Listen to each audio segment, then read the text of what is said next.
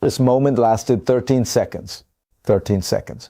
And yet, in the unforgiving world of global diplomacy, where every word is weighed and every gesture dissected for meaning, 13 seconds can redraw alliances, overturn hierarchies, and leave scars that no trade agreement will ever heal. What you are about to hear is not a campaign speech. It is not a soundbite stripped of its context to generate clicks. And it is not, despite how it may feel to experience it, an exaggeration.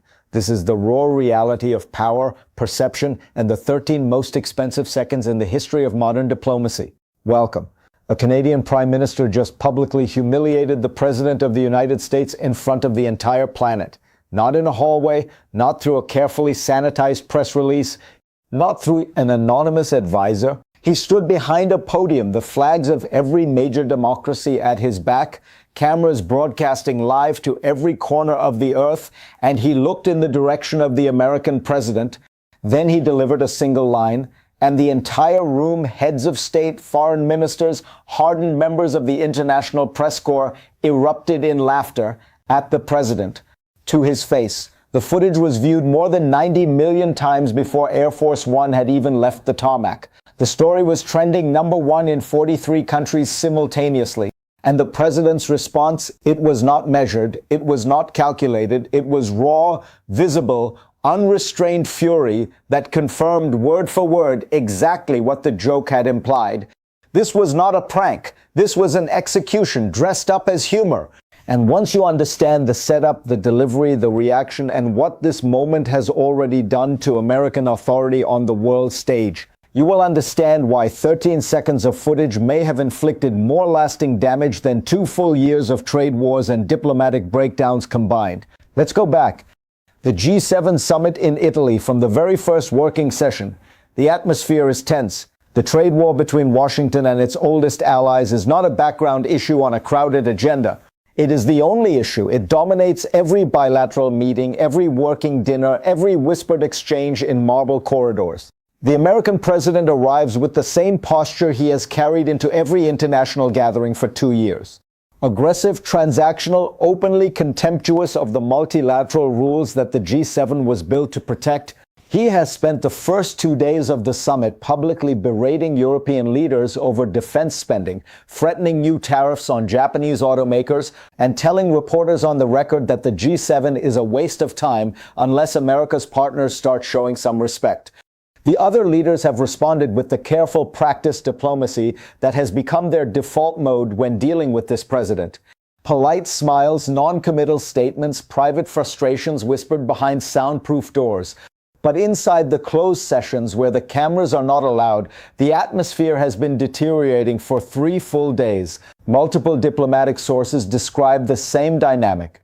The American president dominates conversations not through argument, but through volume and repetition. He dismisses counter-arguments by talking over the person making them. He treats the other leaders not as equals conducting shared business, but as subordinates receiving instructions. If you want to stay informed on moments like this one, subscribe now. These analyses go up every day on conflicts that shift every hour.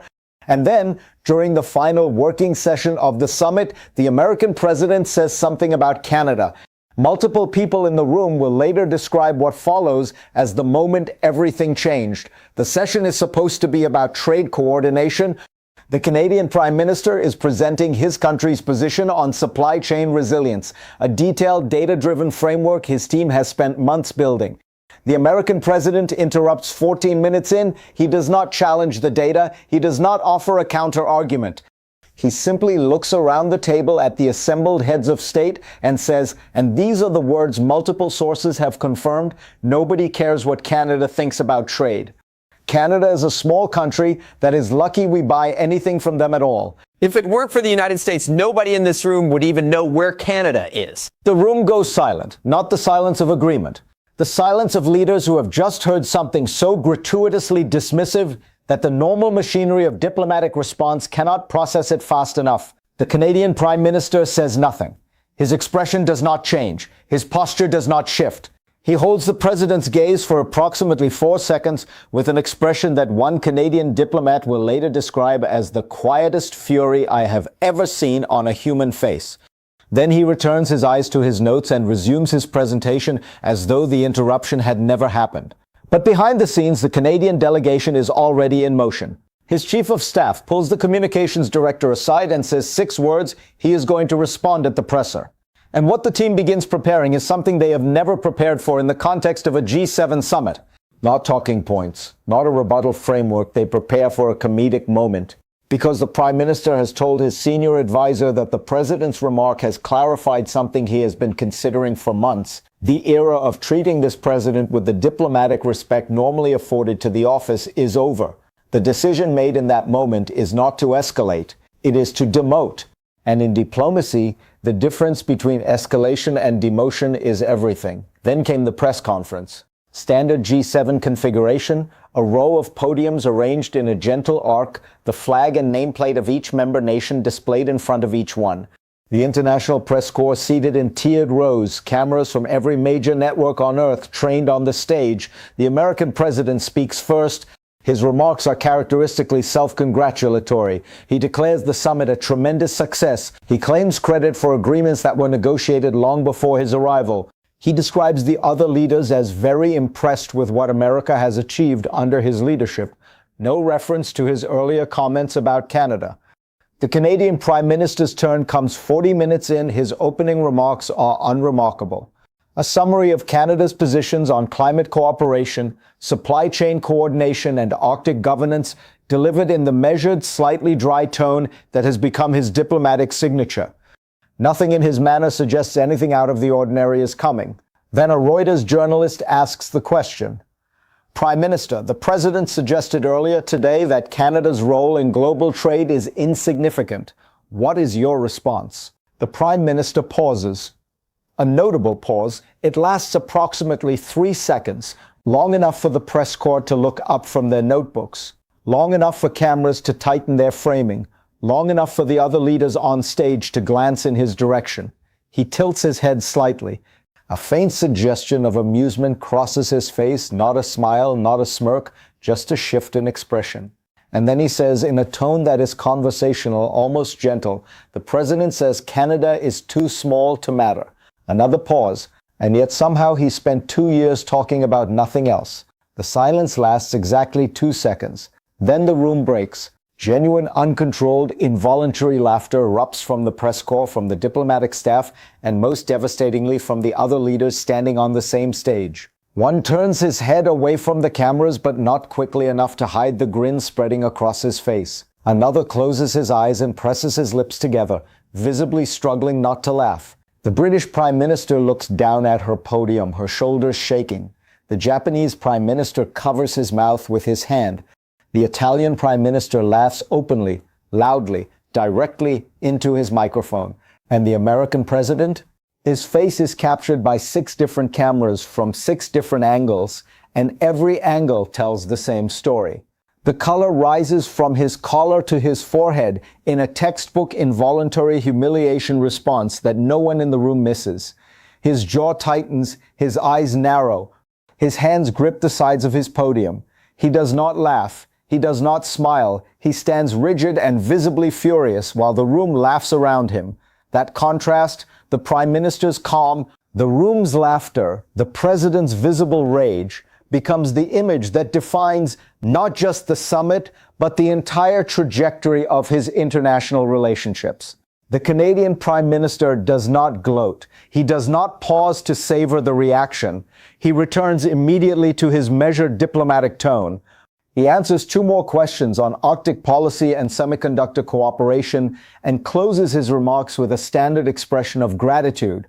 That seamless return to professionalism is itself part of the damage. It treats the moment as unremarkable, as though mocking the President of the United States is such a natural response to his behavior that it requires no special acknowledgement. The mockery was not the climax of the press conference. It was an aside. And that casualness communicates something far more cutting than the words themselves. The President's response comes within 30 minutes. He posts on social media. He calls the Prime Minister a failed banker who couldn't run a lemonade stand. He calls him the worst leader in Canadian history. He calls him a desperate, jealous little man from a country that would be nothing without the United States. He threatens immediate tariff increases on Canadian goods. He promises that Canada will pay a very big price. Every single word of that response confirms the mockery's thesis. Here is a leader who cannot absorb a single moment of humor without exploding into disproportionate rage.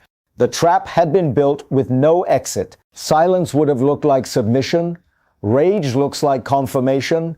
And a dignified, measured response would have required the one quality the entire exchange was designed to demonstrate was absent: composure under social pressure.